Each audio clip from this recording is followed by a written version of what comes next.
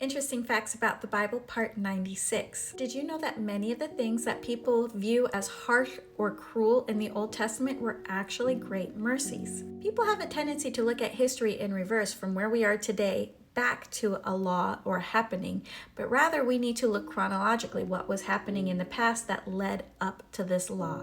In Genesis 22, when God asked Abraham to sacrifice Isaac, that sounded really harsh and cruel to many people. However, in that day and age, people were taking their children up onto high mountains and sacrificing their children to Molech. In fact, it was happening all over the world. In every society, in every nation, people were sacrificing their children. But God stopped Abraham's hand and said, "Don't sacrifice your child. I will provide the sacrifice," thus ending child sacrifice according to Adonai.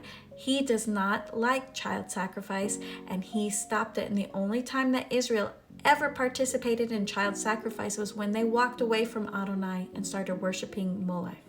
Then there is a law in Deuteronomy 21 where a parent can take their child to the gates to be stoned if they're found to be rebellious. Now these are adult children because it says they're gluttonous or they're drunkards, and that they can take them to the front of the gates to be stoned.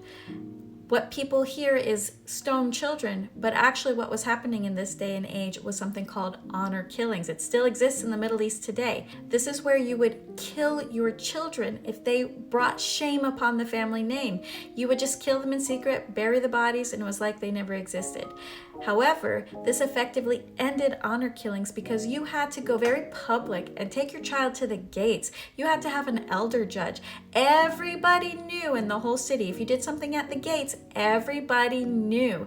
And so, according to the Talmud and the history kept by Israel, this law was never used because it effectively stopped something. It wasn't giving people permission to kill their children. It was stopping honor killings from being done in secret. If you know the context and the history, it completely changes the meaning of that law. And of course, the Numbers 5 jealousy ritual, where a jealous husband who thought his wife cheated could go before a priest and drink some waters that would either make her abdomen swell and she can't have children, or it would clear her name.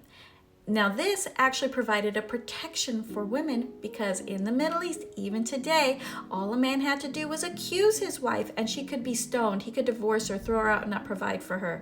But this allowed her to clear her name and be allowed to have her husband be shamed for falsely accusing her. God's ways are always good and merciful.